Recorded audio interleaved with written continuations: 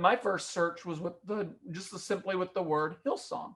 But when you start digging deeper, then you find these other companies, like, for example, in California, Newport Beach, where this $3.5 million home is, and there's over 10 companies or nonprofits all connected to that address. It gives you names, and then you run those names in different search engines and different databases, and you start to try to find out how big an organization is.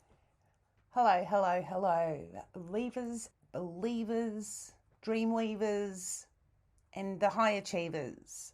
And there's a lot of high achievers, don't you think, in the ex and current Hillsong community. I have to admit, there's a lot of people I went to youth group that just are very, very successful people. Very interesting. Welcome back to Leaving Hillsong, part 3 of The Money Trail. My name is Tanya, and you're joining us for a conversation about where the money goes with TV evangelists, something that everybody wants to know. So, we're having a look. Don't forget to tell your friends all about this podcast. Like it, share it, comment on it, argue about it. Just keep talking about leaving Hillsong because it's really important. So getting back to fraud, Barry takes us through a Form 990, which is what not-for-profit organisations in the United States are supposed to fill in to disclose their revenue. He also talks about red flags when looking for a church and tips for checking out the validity of the people running a church. But back to fraud. Here's part 3 of The Money Trail with Barry Bowen. A lot of churches are encouraging their members to give online. There are apps or websites where you can set for recurring donation. So you can give a donation once a month without even thinking about it anymore. Years ago, it was popular for churches to have church envelopes. You'd put the money in an envelope and then put it in the offering plate. And you could check mark things on the envelope. You could check mark the building fund or missions if you wanted to go to missions, or maybe general fund, whatever expenses. If the money doesn't go for the purpose that's specified, that can be fraud. On an envelope where you mark it's for missions and it doesn't go to missions, that can be fraud. Well, and this is why I don't understand why there haven't been more criminal investigations, more civil suits, because, I mean, in Australia, there's a crime called obtaining money by deception, which is the same thing. If I knock on your door and say I'm collecting for the Salvation Army appeal and thank you very much, sir, and use that money somewhere else, I can have the police at my door, but if the churches do it, it's called we changed our vision or something. Like, how is that okay? In the United States, these are called restricted donations. And if they're not spent the proper way, that's restricted donation fraud. And the best known example is the American Red Cross. On September 11th, 2001, there was the terror attacks on the Twin Towers. Well, immediately after that, the American Red Cross set up a fund to raise money for the families of the victims. And millions and millions of dollars poured in across the country, millions of dollars. Well, the American Red Cross diverted some of that money to a general fund to spend it in other ways. And after they did that, state attorney generals started investigations. Congress started investigations. And the president of the American Red Cross resigned. Then they abandoned that, and then we're going to honor people's wishes. It was a big scandal for them. Wow. Why doesn't this happen more often? Do you see any kind of hope in the future that, given the corruption at government levels, or given the power and the influence that such big churches have, in governments and in courts and with lawmakers, what kind of hope is there that any kind of compensation or some kind of course of action could be taken, for people who have been defrauded? They were promised something, they gave in good faith, and it was misspent. In the United States, the Congress passed a law to enable law enforcement to go after the mafia. And But not the mega churches. well, I think it can be used against certain religious organizations, and that has been filed against. It's been used actually against several religious organizations. Okay. But there's class action lawsuits where a group of donors can sue an organization. That's been, I think, tried maybe a few times. For me, being an activist and I'm an investigator, years ago, I concluded that first I decided I wanted to write an article series about religious fraud. And at first I thought, oh, I can do this with about 4 articles. I was wrong. Then I realized, you know what? I'm going to write a book on the topic. So that's what I'm actually doing. I'm writing a book titled, What Would Judas Do? Judas betrayed Jesus for money, and that's what these preachers are. Wow. So I'm working on this book, and I wanted to have a big picture understanding of the fraud. Well, I've been investigating for 15 years, and it's like 10, 12, 13, 14 years into this, suddenly I'll discover something new. And it's like, wow, I never even thought of looking into that. Or we often overestimate our knowledge. And at times I feel like I'm just scratching the surface, even after many years of investigating. Oh, that's fantastic. I wonder if Judas got, tax-free benefits as well. Shekels. Like, did he leave it to somebody before he finished himself off to maybe invest in a missions project at a later stage and kingdom builders or something? Do you know about Hillsong and this kingdom builders hierarchy? It's probably not an uncommon thing. So this development company collapsed. And this guy was doing wealth seminars, and the way to increase your wealth was to invest in the kingdom builders hierarchy at Hillsong. The Ponzi side of it just makes my brain explode. There have been a large number of Ponzi schemes involving religious leaders. Warren Cole Smith, he is a journalist. He runs the organization Ministry Watch, and he has written a book, Faith-Based Fraud. Okay. And he has a chapter in his book about Ponzi schemes. And there are a number of religious organizations that have done them. And there are pastors, they're televangelists that have assisted in some of these schemes. Televangelist Benny Hinn, he promoted 2 different individuals that were selling Ponzi schemes. Went to jail. Oh, they did? Yes.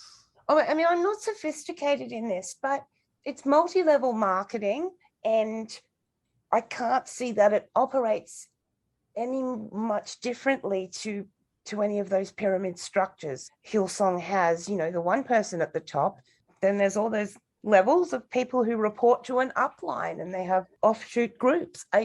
From a structure, how different is it to a pyramid scheme?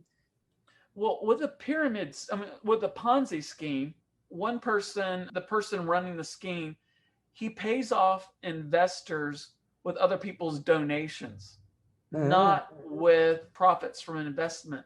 Right. They're not even investing the money. And it's always going to fail in the end. It will always come crashing down. So that's a Ponzi scheme.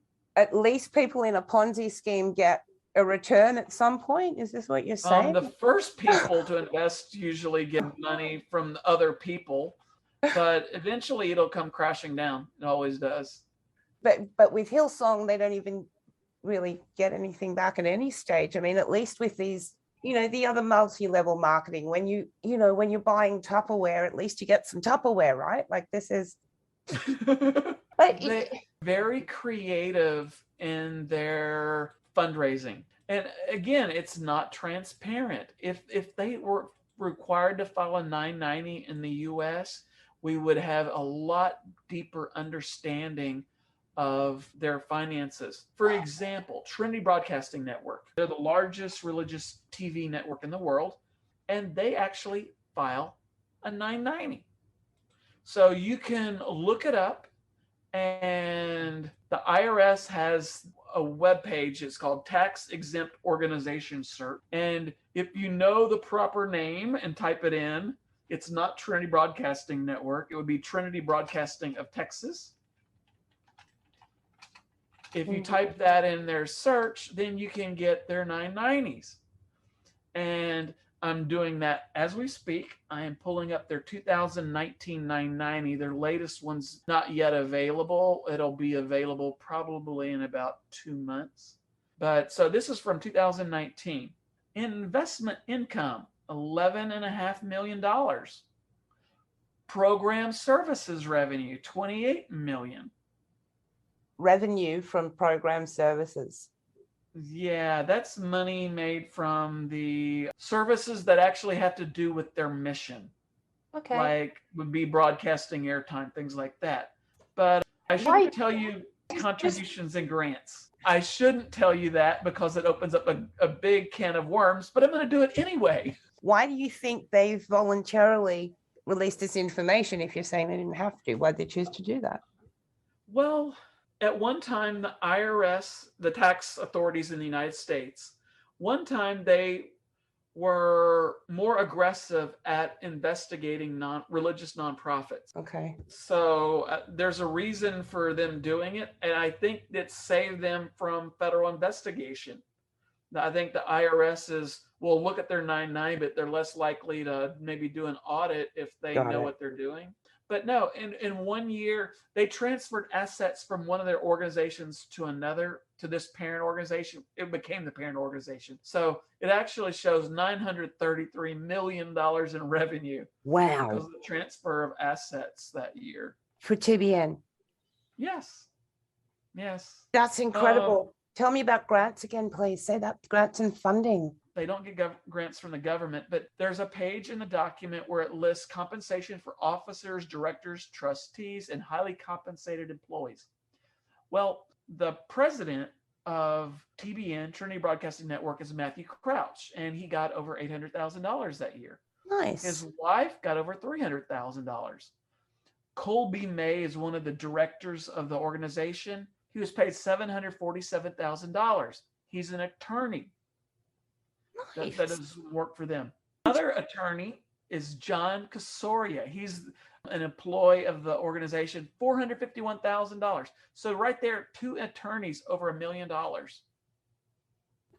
That's so nice.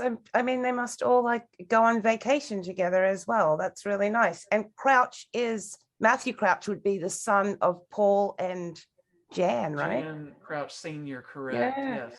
Again, Ministry Watch, who I mentioned earlier, Warren Cole Smith, that works for them. He wrote that book, Faith-Based Fraud. He compiled a list of highly compensated individuals that work at religious nonprofits. And so he's got a list of people that work at religious universities, religious TV networks, and so forth. And the highest paid person that we know of based on 990s is a guy named David Cirillo. He's president of the Inspirational Network. In 1 year, he got paid over $7 million. $7 million. As a salary. Over $3 million of it was in the form of a bonus. Oh, seriously. Man. Oh, man. Someone a journalist in Australia did an article on loans that Hillsong has forgiven. It was $3 million that they said, hey, you know what? Don't worry about it. It's on us. Yes. In the United States, there were these loans called PPP, was the initials, Paycheck Protection Program loan. And what happened is the U.S. government allowed banking institutions to offer these loans. People just have to fill out a loan application, and the government would review them and forgive them. So the taxpayers are paying for these loans being forgiven. And the purpose of the loan was to allow organizations to retain their employees during the COVID. It was the same system here as well. And they took full advantage of that money. And from what we can see, because the legislation was reviewed, I think it was changed twice. And every time it seemed to significantly prioritize Bible colleges, because Hillsong has such a huge influence here that's the main person they're speaking to, I guess. And really mainstream colleges and universities were missing out and had to let staff go while, these churches that were going to retain their employees anyway, could demonstrate that they kept people safe in jobs. Like you're saying, legally, sure, but ethically? We investigated Daystar Television Network. They're the second largest religious TV network in the United States. Mm-hmm. They received, I think it was over $4 million. I forget now the exact amount of money from a Paycheck Protection Program loan. And it was like right after they got the loan, they purchased a new ministry jet. Oh, man. And when we found that out, we talked to Inside Edition, and Inside Edition did a TV expose. Mm-hmm. So you can look this up on YouTube, Daystar Inside Edition. And we were at an airport when the family, the Marcus, Joni, Lamb, their kids, they run the TV network. They got off their jet, and we got a video of it, and it was used in the expose. What they did was they actually returned the loan amount. They paid back the government. Good. So it was not forgiven. If I recall correctly, Joel Osteen, his church got a loan and he paid it back because it became a hot potato issue. Good. Paid them back rather than, they may have paid them back with interest. I don't know, but they weren't forgiven, some of them. Would that have happened before, or are the public becoming more aware? What do you think? The government doesn't typically offer loans like this. COVID was an unusual situation.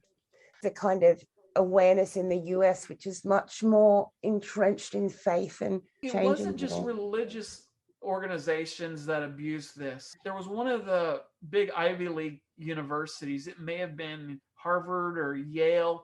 They have billions of dollars in their endowment, and they took a loan. And that got a lot of media attention, and they paid the money back. There's been a lot of fraud. There have been pastors, ministers that have purchased homes, expensive cars with the money. There have been a number of people prosecuted, arrested for this. Incredible. So I guess I'm just thinking, what do you see? I mean, these are excesses, and often we only see those really excessive examples. What do you kind of see as the common threads financially amongst these big churches in their congregations? Is there anything kind of that people can identify? There are a number of red flags for me. I believe in donor responsibility. I believe a donor should research the organizations that they give to on a long-term basis. Yeah, awesome. I mean, I can understand you not fully research an organization if you give a one-time small donation, but if you're regularly giving a donation to an organization, you should check them out. And how can you do that if they don't provide financial information? For a church, I believe at a very minimum, they need to publish an annual financial statement where the money went. If a church does not provide a financial statement, or a ministry does not provide a financial statement, I would not donate to them. I mean, how thorough would you expect that statement to be? Because we look at Hillsong annual reports, and the item lists are very broad, and the expenditure is very broad. And well, at a minimum, I want it to reveal the compensation of the highest paid individuals. Yes. Okay. If somebody is being paid $1 million, we need to know about it. Yeah. This is called excessive compensation. And because nonprofit organizations are tax exempt, this is considered a privilege by the government granted to them. They must meet a special criteria. And one of those things is they must not provide excessive compensation. You should not get rich off of your nonprofit organization. Yeah. So you really need to know about the compensation. But in terms of a ministry that's not a church that files a 990, for example, Trinity Broadcasting Network, you want them to spend the majority of their money on their mission. What is their mission, and how are they properly carrying it out? So, for example, you have an organization that provides aid to poor people, that helps the homeless. If they're spending a lot of their money on fundraising, then that can be a red flag. Okay. And by the way, in a 990, it'll show what their fundraising expenses are. Common red flags of churches. Number one, if the preacher preaches about money every single Sunday, don't give. Okay. If they're preaching about money every week, they're obsessed with it. There's a lot of things that the Bible talks about that have nothing to do with money. Mm-hmm. Address some of those topics. That's another red flag. If the main thing that they're promoting is the prosperity gospel, avoid them at all costs. Do not give them a dime. They've turned money into an idol. Okay. If they're doing extravagant building programs, Okay. that can be another big red flag. If the pastor lives in a very large home, that's another red flag. I mean, there's all kinds of arguments around that, though. We need a really big building to fit all these people, to spread the message. To Terry Chris, the pastor in Phoenix, was talking about how when trouble started happening, they'd been following these pastors around, Hillsong pastors around, trying to get them to sign non-competes and non-disclosure agreements. So, it seems very much like a business practice where if you left the Hillsong network, you're not allowed to set up another church locally for 12 months. I don't think that's something they tell you on the way in. How is a building project necessarily a red flag? Well, it can put an organization into debt. Mm-hmm. And what if you can't pay off your debt? Who's going to be responsible for that debt? Private jets, yes, everyone can say, well, that's a bit odd, but we've been sold building projects. And, in 1987, he paid somebody $50,000 to teach them how to get money out of people. And we thought as a congregation, this was a fantastic thing because more money, more buildings, more people, more gospel. There are churches that have constructed 20, 30, 40, $50 million buildings. Do they really need to be that big, that expensive? Here's the thing. When you look at the early church in the Bible, they didn't have big, extravagant buildings. Oh, no. A lot of the early Christians, they met in people's homes. They even met outdoors. That was okay. Yeah. Houston has interchanged, it can be very easy for people to be almost disoriented, with that interchangeable language. One of the things you have to do is be at church 100 times a week. And, if you don't go to church, you've got to keep going to church. So when you were saying that it's just okay to meet with other people in a house when you can, support each other, is that okay? There is a lot to be said about humility. I think when you're trying to build large buildings, large institutions, it's easy to get distracted by the bigness of things. And it's easy to overlook people by focusing on institutions. Oh, sure. Or, as you said at the beginning, it's also hard to kind of comprehend, I'm going to be stalking you forever. And after you trying to I shouldn't say that to a Texan, but Tanya, we are now friends. Just you're my BFF now. So just promise. All right. You're following the money trail. Yes. I guess what are your main areas of focus, and what can people keep their eye out for when they're looking at places like Hillsong and these big churches? I look for things like self-dealing, diversion of assets, things like that. One of the things that I do when I investigate an organization is I try to look up all the corporations or businesses that operate from the address of the church. There is a website in the United States called bizpedia.com. And Bizpedia, they get corporation, company information from each of the states, and they make it searchable. You can search by company name, by a name of an officer. You can search by address. And so by finding the related companies, and by the way, sometimes it can lead to bunny trails, rabbit trails. You go in the wrong direction. An attorney might file a bunch of companies and they all use his address and they're not all related. But sometimes, like for a church, you'll find a bunch of different businesses or nonprofits or other related organizations running from the same address. Like you did in Newport, right? In California. That's like we did with Hillsong. I did not originally know about P HX Property Holdings. Now, my first search was with simply with the word Hillsong.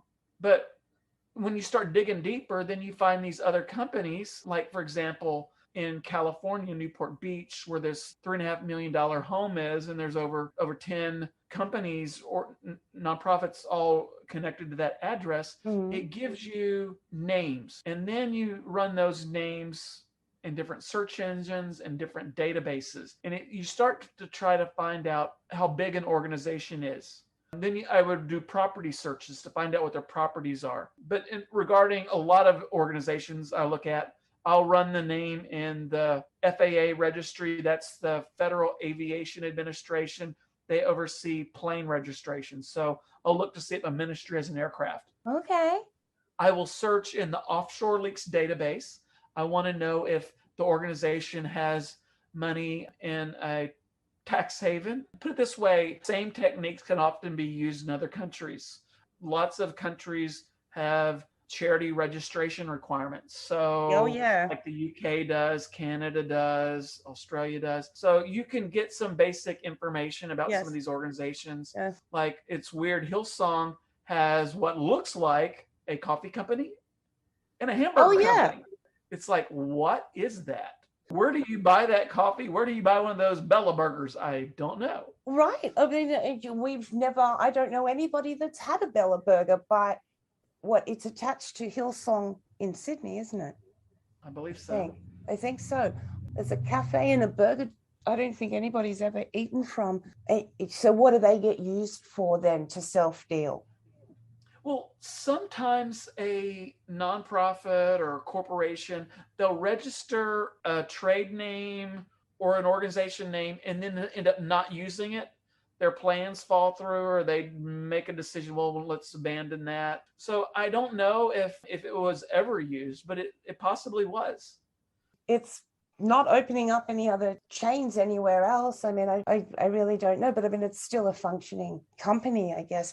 Thank you so much. What should people keep a lookout for in the future as we watch this Hillsong thing take place?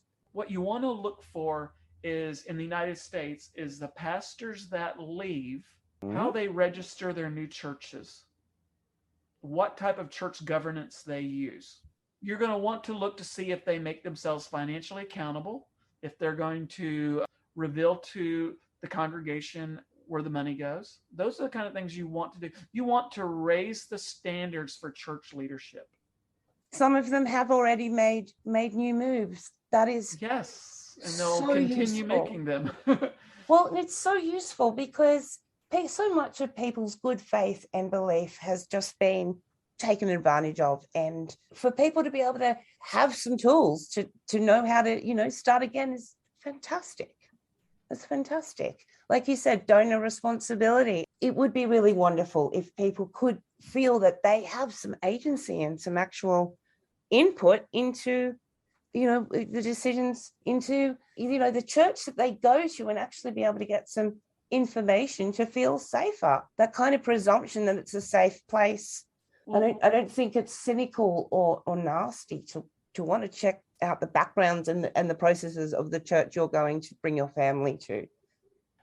The organization I work for is Trinity Foundation, and we were started in the early 1970s by a very intense Bible study teacher named Ole Anthony, and he started as a religious corporation. He's been accused of being a cult.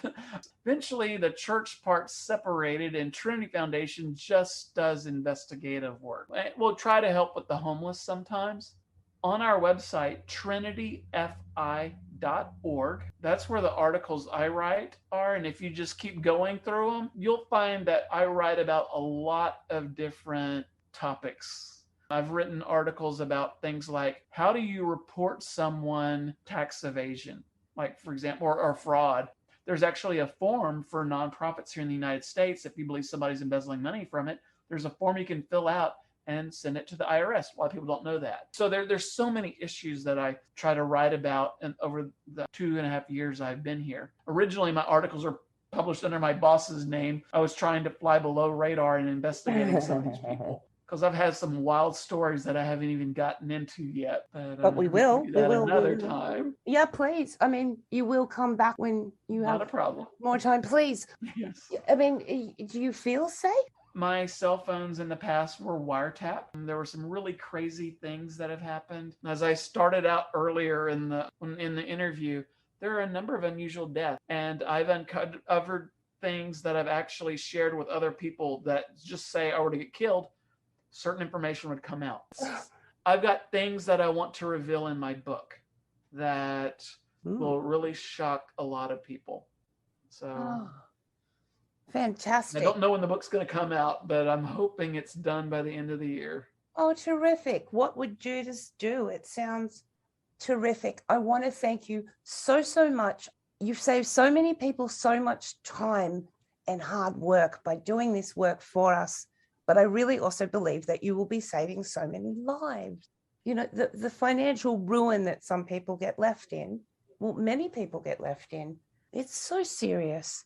Thank you so much, Barry. It's been such a wonderful gift you're sharing with me. Thank you so much. I know there's going to be so many questions too.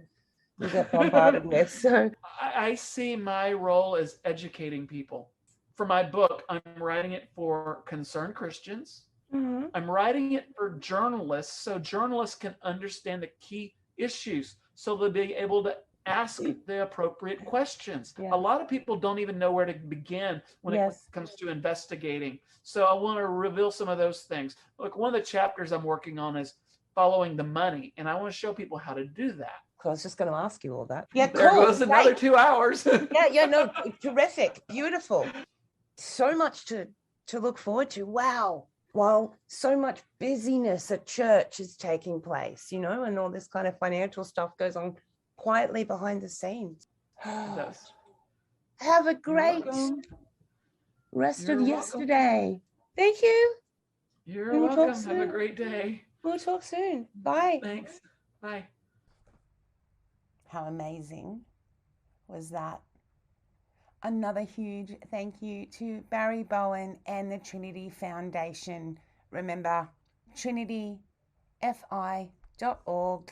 So that's Trinity, F for finding, I for info.org. We obviously totally need to do that all over again and find out more and more and more. So, thank you so much for making it to this part of the show. We'll be back. Man, who knows? The next time something important happens, which will be really soon. Happy holidays. Look after yourselves.